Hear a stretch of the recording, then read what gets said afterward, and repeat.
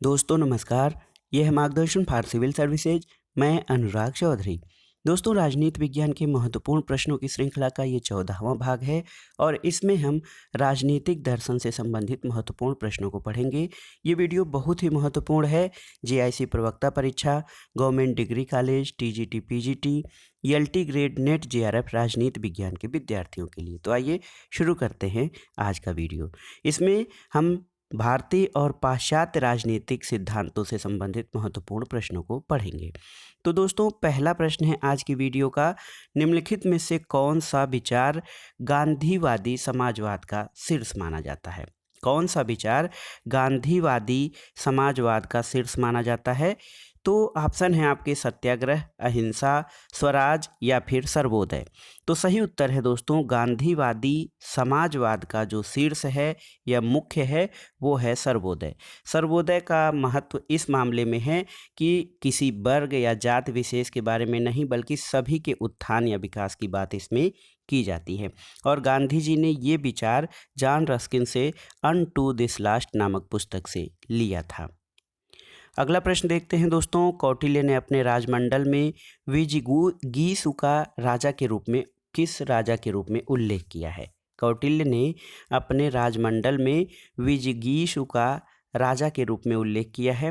पहला है कि जो विजेता होगा, जो शत्रु होगा, विजेता का सहयोगी या शत्रु के सहयोगी का सहयोगी। तो सही उत्तर है विजिगीषु का अर्थ होता है जो विजेता होगा। अगला प्रश्न है दोस्तों, किसने कहा है कि उन कानूनों का पालन करना जिन्हें हम स्वयं अपने लिए बनाते हैं स्वतंत्रता है? ऑप्शन है आपके रूसो, लास्की, ग्रीन या फिर स्पेंसर। तो देखिए, ये बहुत ही महत्वपूर्ण कथन है कि उन कानूनों का पालन करना जिन्हें हम स्वयं अपने लिए बनाते हैं स्वतंत्रता है। ये रूसो का कथन है। अगला प्रश्न है दोस्तों, किस हिंदू शास्त्र में ये कहा गया है कि यद्यपि राजा इंसान है फिर भी उसे किसी से नफरत नहीं करनी चाहिए क्योंकि वह मनुष्य के आकार में एक ईश्वर है? ऑप्शन है आपके भगवत गीता, महाभारत, मनुस्मृति या फिर ऋग्वेद। तो दोस्तों, मनुस्मृति में राजा के दैवी उत्पत्ति के राज्य के दैवी उत्पत्ति के सिद्धांत को समर्थन दिया गया है और इसमें देखिए राजा को मनुष्य के रूप में ईश्वर माना गया है।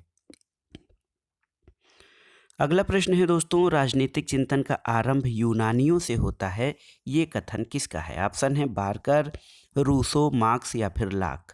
तो अर्नेस्ट बार्कर का कथन है दोस्तों कि राजनीतिक चिंतन का आरंभ यूनानियों से होता है और इसका उद्गम यूनानी मस्तिष्क की शांत और स्पष्ट विवेकशीलता है। तो महत्वपूर्ण है ये, जब आप पाश्चात्य राजनीतिक चिंतन पढ़ते हैं शुरुआत में ही ये कथन आता है प्रोफेसर बार्कर का कि राजनीतिक चिंतन का आरंभ यूनानियों से होता है और यूनानियों की सबसे बड़ी देन है कि उन्होंने राजनीतिक चिंतन का आविष्कार किया था।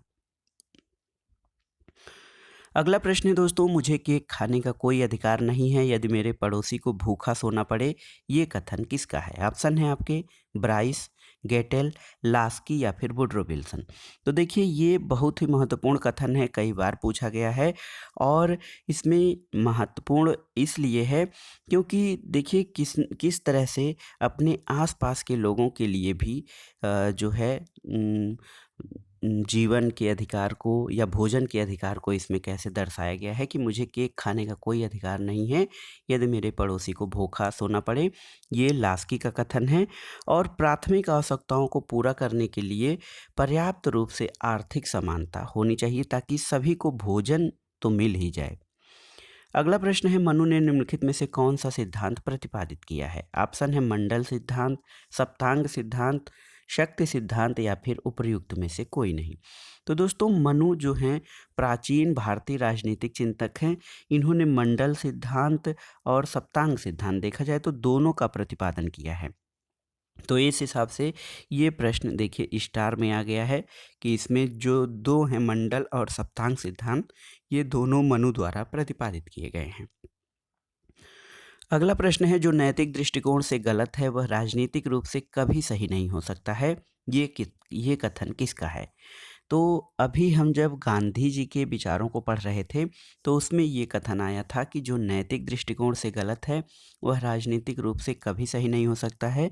एम के गांधी, मोहनदास करमचंद गांधी का कथन है, क्योंकि गांधी जी साध्य साधन पवित्रता पर बल देते हैं और चाहे साध्य हो या साधन, उनमें से दोनों की पवित्रता पर उन्होंने बल दिया है। अगला प्रश्न है, गांधीवादी विचारों में कौन सा संघर्ष प्रमुखता से अभिव्यक्त नहीं होते हैं? ऑप्शन देखिए, श्रम और पूंजी में संघर्ष, काश्तकार और भूस्वामी में संघर्ष, गांव और शहर में संघर्ष, ब्राह्मण और दलित में संघर्ष। तो यहाँ पर दोस्तों गांधीवादी विचारों में गांव और शहर में संघर्ष अभिव्यक्त नहीं होते हैं। अगला प्रश्न है, राष्ट्रीयता सभ्यता के लिए एक खतरा है, किसने कहा है? ऑप्शन है रविन्द्रनाथ टैगोर, महात्मा गांधी, जे.एस. मिल या फिर मैकियावेली। तो दोस्तों राष्ट्रीयता सभ्यता के लिए खतरा है, ये कथन गुरुदेव रविंद्रनाथ टैगोर का है। रविंद्रनाथ टैगोर विश्व बंधुत्व और वसुधैव कुटुंबकम में विश्वास करते थे और उनका जो मानवतावाद था वो सीमा रहित था। उसका मतलब ये था कि संपूर्ण विश्व के लोग जो हैं मानव हैं और उनको मानवीय गरिमा के साथ रहने का अधिकार होना चाहिए। राष्ट्रवादी तो थे ही वो, लेकिन उसके साथ साथ रविन्द्रनाथ टैगोर एक अंतर्राष्ट्रीयतावादी भी थे। अगला प्रश्न है, महात्मा गांधी का राजनीतिक गुरु किसे माना जाता है? तो आप जानते हैं ये जीएस का भी क्वेश्चन है, गोपाल कृष्ण गोखले। गोपाल कृष्ण गोखले को दोस्तों महात्मा गांधी का राजनीतिक गुरु माना जाता है। अगला प्रश्न देखते हैं, कौन सा दंड का एक सिद्धांत नहीं है? प्रतिशोधात्मक, प्रतिरोधात्मक, वितरणात्मक या फिर सुधारात्मक।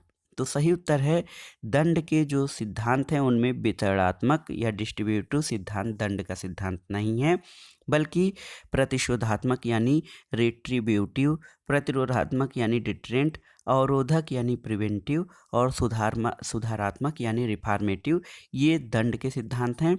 जबकि वितरणात्मक सिद्धांत है ये न्याय से संबंधित है। अगला प्रश्न है, निम्नलिखित में से अमेल को बताना है आपको।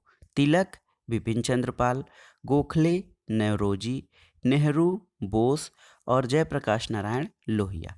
तो दोस्तों इसमें देखिए अनमेल जो है वो है नेहरू और बोस, क्योंकि तिलक और बिपिन चंद्रपाल उदार उग्रवादी विचारधारा से हैं। गोपाल कृष्ण गोखले और दादा भाई नौरोजी उदारवादी या नरमपंथी विचारधारा से।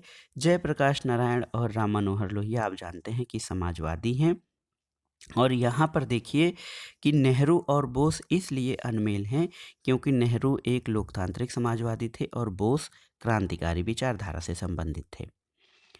अगला प्रश्न है, कौन उदारवादी नहीं था? देखिए जिस प्रश्न में नहीं पूछता है दोस्तों उसको बहुत ध्यान से पढ़ने का प्रयास करिए और उसको ध्यान से हल भी करिए, क्योंकि उसमें 3 ऑप्शन जो होते हैं उदारवादी के ही होते हैं।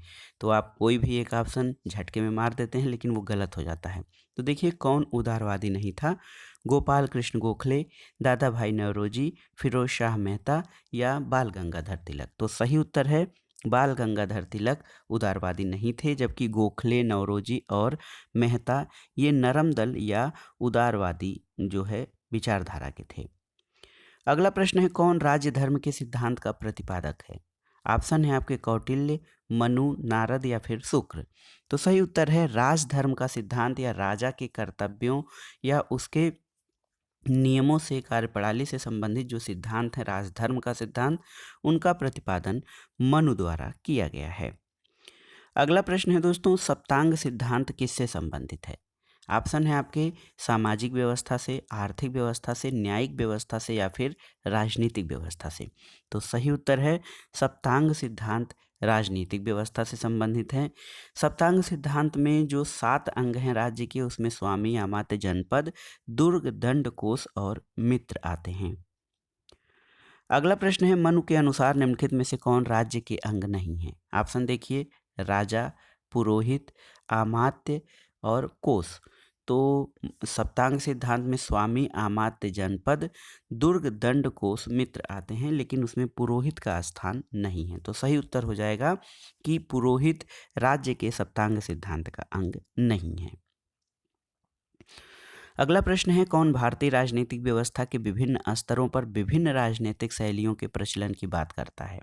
तो भारतीय राजनीतिक व्यवस्था का जो अध्ययन the government and politics of India के रूप में मॉरिस जोन्स ने किया है और उन्होंने भारतीय राजनीतिक व्यवस्था के विभिन्न स्तरों के विभिन्न राजनीतिक शैलियों की बात करते हैं।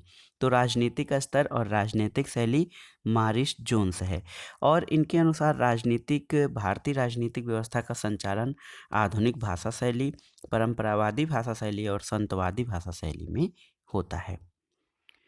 अगला प्रश्न है, कौन भारतीय राजनीतिक चिंतन के सप्तांग सिद्धांत में शामिल नहीं था?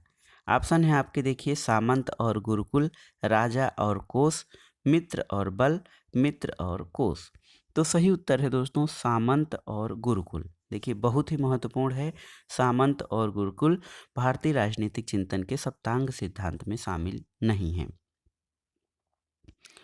अगला प्रश्न है, देखिए बहुत ही महत्वपूर्ण प्रश्न है, मनुस्मृति जो प्राचीन भारतीय राजनीतिक चिंतन के बारे में जानकारी इससे मिलती है, सामाजिक व्यवस्था के बारे में जानकारी मिलती है।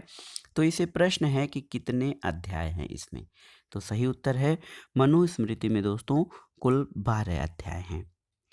अगला प्रश्न है, राज्य की उत्पत्ति के संबंध में शांति पर्व में कितने सिद्धांत प्रतिपादित किए गए हैं? ऑप्शन है 1, 2, 3 या फिर कोई नहीं। तो सही उत्तर है शांति पर्व में राज्य की उत्पत्ति के संबंध में 2 सिद्धांतों का प्रतिपादन किया गया है, जिनमें राज्य की उत्पत्ति के दैवी सिद्धांत और सामाजिक समझौता सिद्धांत, इन दोनों का वर्णन किया गया है। अगला प्रश्न है, कौन सा चिंतक अर्थशास्त्र परंपरा का चिंतक है? ऑप्शन है आपके शुक्र, कामंदक, सोमदेव या बात व्याधि। तो सही उत्तर है दोस्तों बात व्याधि जो है वो अर्थशास्त्र परंपरा का चिंतक है। और प्राचीन भारत में कौटिल्य जो हैं, कौटिल्य ने भी अर्थशास्त्र की परंपरा का निर्वहन किया है। कौटिल्य का अर्थशास्त्र सभी अर्थशास्त्रों में राजनीतिक विचारों का सार है। अगला प्रश्न है, राज्य के अंतर्गत राजा यदि चोरी का पता लगवाने में असमर्थ रहता है तो उसके लिए वह पाप के समान है। ये कथन किसका है? ऑप्शन है टी.एच. ग्रीन, बेंथम, मनु या फिर कौटिल्य। तो सही उत्तर है ये कथन मनु का है कि राजा यदि चोरी का पता लगवाने में असमर्थ रहता है तो उसके लिए पाप के समान है। अगला प्रश्न है, कौन सा एक गांधी जी के सत्याग्रह का साधन नहीं था? ऑप्शन है असहयोग, सविनय अवज्ञा, उपवास और सामाजिक बहिष्कार, हिंसक कार्य। तो सही उत्तर है दोस्तों गांधी जी के सत्याग्रह के साधनों में असहयोग, सविनय अवज्ञा, उपवास और सामाजिक बहिष्कार तो था, लेकिन हिंसक कार्यों का समर्थन उन्होंने कहीं भी नहीं किया है। अगला प्रश्न है, राजनीति के गांधीवादी मॉडल में कौन सी विशेषता नहीं है? ऑप्शन देखिए, नीति, धर्म, मानवता और सत्ता। तो सही उत्तर है सत्ता गांधीवादी मॉडल में कहीं भी नहीं प्रयोग किया गया है। यहाँ तक कि गांधी जी ने सत्ता और बल प्रयोग का विरोध करके राज्य को समाप्त करने की बात या दार्शनिक अराजकतावाद की भी बात कही है।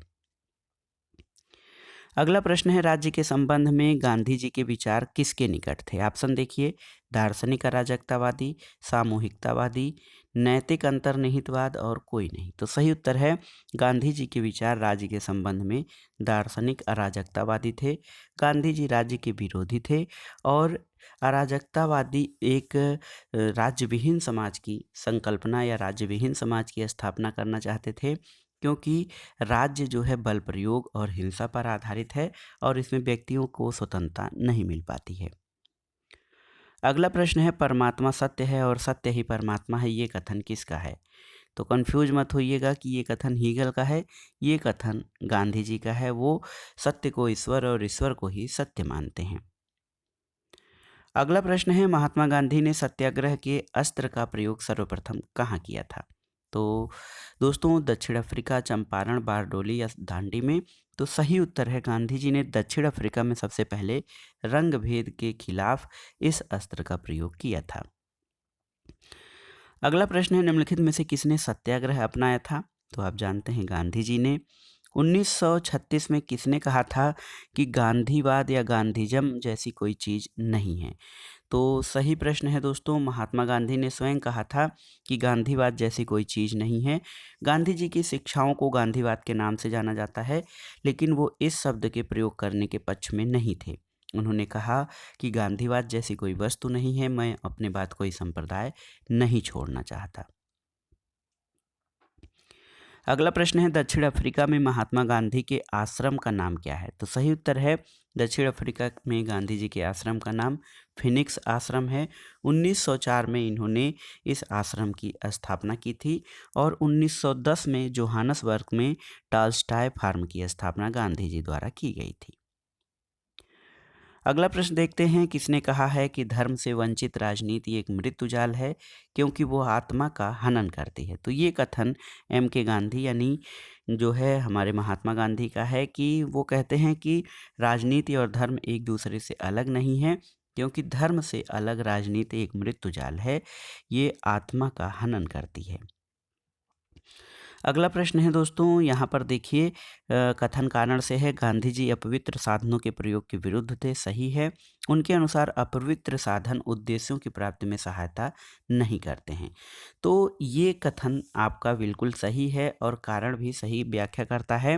गांधी जी अपवित्र साधनों के प्रयोग के विरुद्ध थे क्योंकि वो मानते थे कि अपवित्र साधनों से पवित्र साधनों की प्राप्ति नहीं की जा सकती है। अगला प्रश्न है दोस्तों जयप्रकाश नारायण के किस विचार से भारत में एक बड़ा जन आंदोलन हुआ और आपातकाल लागू हुआ था? ऑप्शन है समग्र क्रांति, चौखंबा राज्य, सर्वोदय अंत्योदय और भूदान जीवनदान। तो सही उत्तर है दोस्तों समग्र क्रांति या संपूर्ण क्रांति जो था ये जयप्रकाश नारायण का था और उन्होंने इससे एक बड़ा जन आंदोलन खड़ा किया था। और जो है जयप्रकाश नारायण के बारे में बता दें कि ये भारतीय समाजवाद के अग्रणी प्रवक्ता थे। उन्होंने व्हाई सोशलिज्म नामक अपनी पुस्तक में समाजवादी विचारों को जो है उन्होंने व्यवहृत और विशिष्ट रूप से प्रतिपादित किया था। अगला प्रश्न है किसने सर्वोदय को जन समाजवाद कहा है? ऑप्शन है आचार्य कृपलानी, एम एन राय, महात्मा गांधी या फिर जयप्रकाश नारायण। तो सही उत्तर है जयप्रकाश नारायण ने सर्वोदय को जन समाजवाद या पीपुल्स सोशलिज्म की संज्ञा दी है। अगला प्रश्न है गांधी जी के अहिंसा सिद्धांत में कौन लक्षणों में सही है?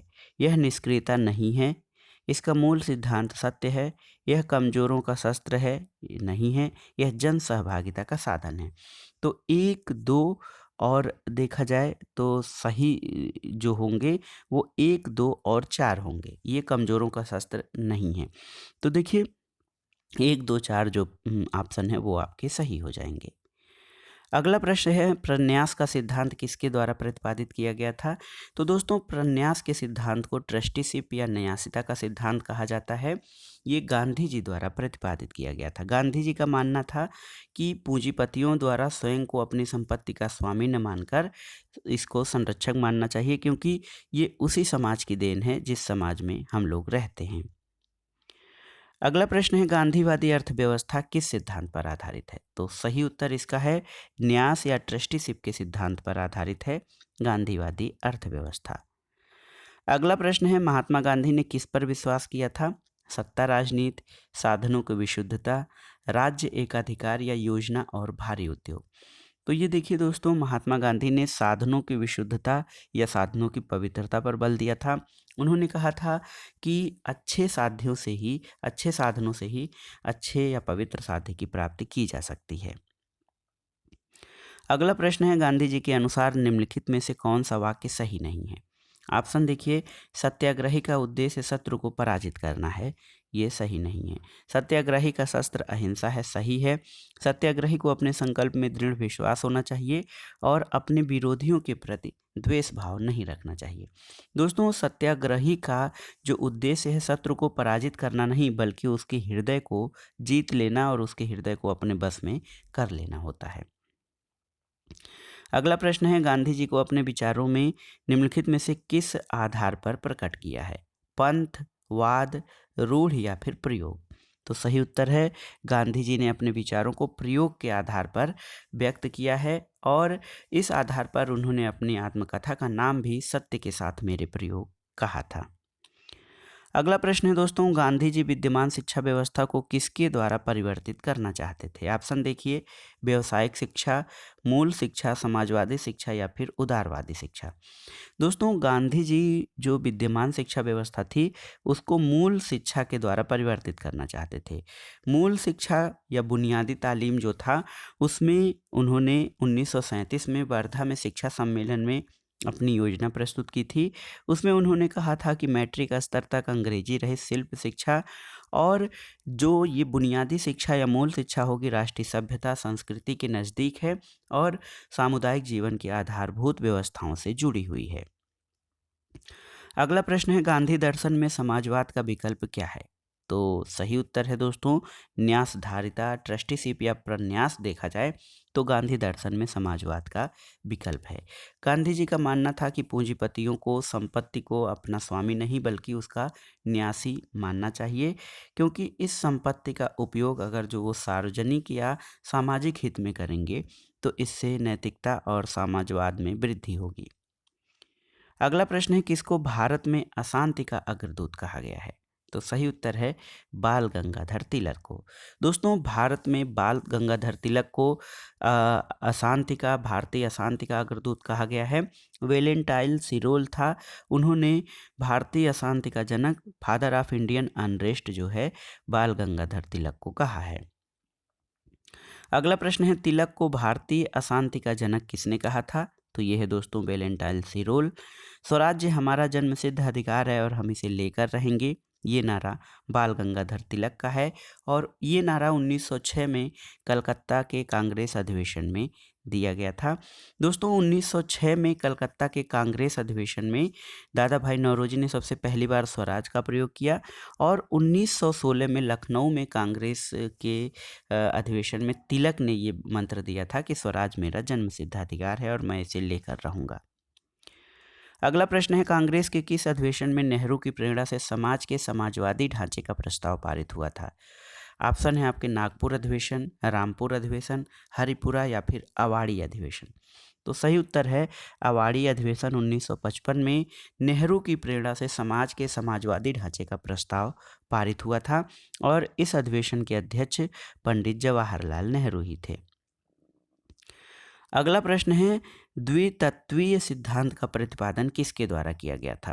ऑप्शन है आपके मैस्लो, मैकग्रेगर, आर लिकर्ट या फिर हर्जबर्ग।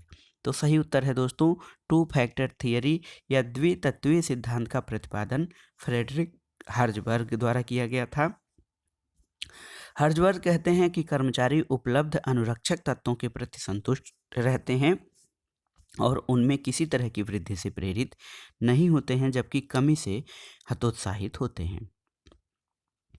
अगला प्रश्न है, डेविड हेप्टर के अनुसार निम्नलिखित में से कौन सी राजनीति विश्लेषण की महत्वपूर्ण परंपरा नहीं है? ऑप्शन देखिए, संस्थावाद, बहुलवाद, संरचनावाद या फिर एक सदनवाद। दोस्तों, डेविड हेप्टर एक सदनवाद को राजनीतिक विश्लेषण की महत्वपूर्ण परंपरा नहीं मानते हैं। डेविड हेप्टर की कृति का नाम है द पॉलिटिक्स ऑफ मॉडर्नाइजेशन। तो ये बहुत ही महत्वपूर्ण है दोस्तों। अगला प्रश्न है, किसका कथन है कुछ व्यक्ति शासन करें और अन्य व्यक्ति शासित हों, यह न केवल एक अनिवार्य व्यवस्था है बल्कि लाभप्रद भी है और अपने जन्म के समय से ही कुछ व्यक्ति पराधीनता के लिए नियत होते हैं और अन्य व्यक्ति शासन करने के लिए। तो दोस्तों, ये कथन महत्वपूर्ण यूनानी विचारक अरस्तु का है और असमानता को इसी आधार पर वो जायज़ भी ठहराता है। वो कहता है कि जन्म से ही कुछ व्यक्ति पराधीन होने के लिए नियत होते हैं और अन्य व्यक्ति शासन करने के लिए। अगला प्रश्न है, अंतर्राष्ट्रीय राजनीति में अंतर्राष्ट्रीय राजनीति में यथार्थवादियों को तामस पुत्र और आदर्शवादियों को प्रकाश पुत्र की संज्ञा किसने दी है? देखिए, ये international politics and international relation से संबंधित जो हमारा प्रश्न है कि अंतर्राष्ट्रीय राजनीति में यथार्थवादी जो रियलिस्टिक थे उनको तामस पुत्र यानी अंधेरे का पुत्र और आदर्शवादी यानी आइडियलिस्टिक्स को प्रकाश पुत्र की संज्ञा किसने दी है? ऑप्शन देखिए, मार्गेनथाउ, पामर और पार्किंस, नाइभर और स्प्राउट। तो सही उत्तर है राइनोल्ड नाइबहर ने प्रकाश की संतान और अंधकार की संतान की चर्चा की है। उसने अंतर्राष्ट्रीय राजनीति में जो यथार्थवादी विचारक हैं उनको तामस पुत्र और आदर्शवादियों को प्रकाश पुत्र कहा है। तो दोस्तों ये था आज का वीडियो। इसमें हम राजनीतिक दर्शन और विचारों के अंतर्गत महत्वपूर्ण प्रश्नों को सॉल्व कर रहे हैं और ये जो राजनीतिक दर्शन का जो चैप्टर है ये थोड़ा अभी आगे भी जाएगा। इसमें 2 और 3 वीडियो और भी होंगे ताकि हम सभी प्रश्नों को कवर कर सकें। वीडियो आपको कैसा लगा हमें कमेंट बॉक्स में ज़रूर बताइएगा। वीडियो को लाइक करें, शेयर करें और इस चैनल मार्गदर्शन फॉर सिविल सर्विसेज को सब्सक्राइब करें। वीडियो देखने के लिए धन्यवाद दोस्तों। नमस्कार।